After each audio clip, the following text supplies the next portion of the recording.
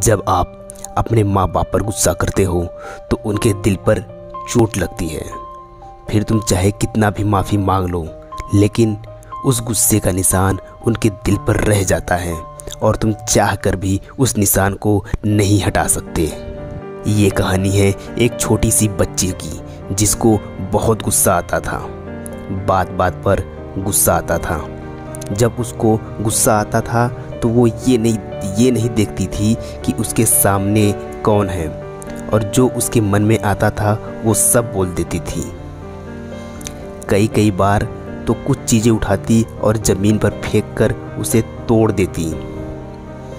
उसके माँ बाप उसकी इस हरकत से बहुत परेशान हो गए थे। उनको कुछ भी समझ नहीं आ रहा था कि वो क्या करें। उन्होंने बहुत कोशिश करी पर उस बच्ची को समझाने की, पर कोई फ़र्क नहीं दिख रहा था उस बच्ची पे।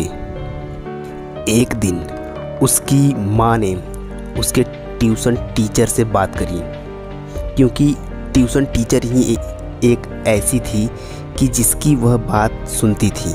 तो टीचर ने उसकी माँ की सारी बातों को सुना और उनको बोला, आप चिंता मत करिए, आने वाले कुछ दिनों के अंदर ही इस बच्ची का गुस्सा पूरी तरीके से ख़त्म हो जाएगा। उसकी माँ को कुछ समझ नहीं आया, फिर भी उसने सोचा कि कोशिश करने में क्या जाता है। फिर अगले दिन रोज़ की तरह वो टीचर आई और क्लास शुरू होने वाली थी। तो उस टीचर ने बच्ची से कहा, आज हम पढ़ाई नहीं करेंगे, आज हम एक गेम खेलेंगे। बच्ची यह सुनकर के बहुत खुश हो गई।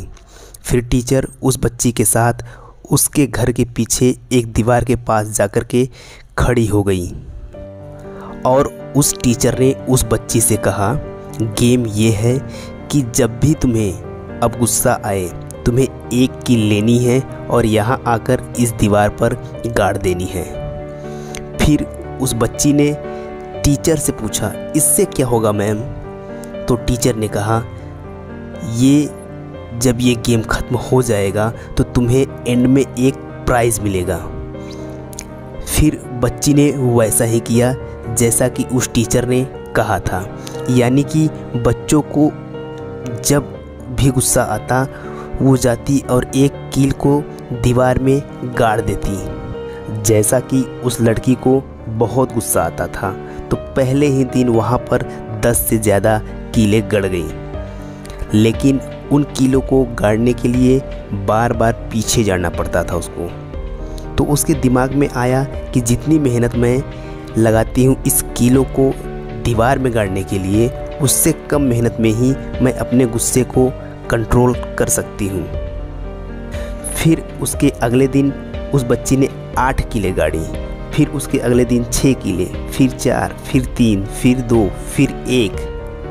फिर एक दिन ऐसा भी आया कि उस बच्ची को एक बार भी गुस्सा नहीं आया और एक भी कील उस दीवार में नहीं गड़ी, और वह बच्ची बहुत खुश हो गई और खुशी खुशी वह अपने टीचर के पास गई और जाकर के उनको बताया कि देखो मैम, मैंने आज एक भी कील उस दीवार में नहीं गाड़ी है, क्योंकि मेरे को एक बार भी गुस्सा नहीं आया है।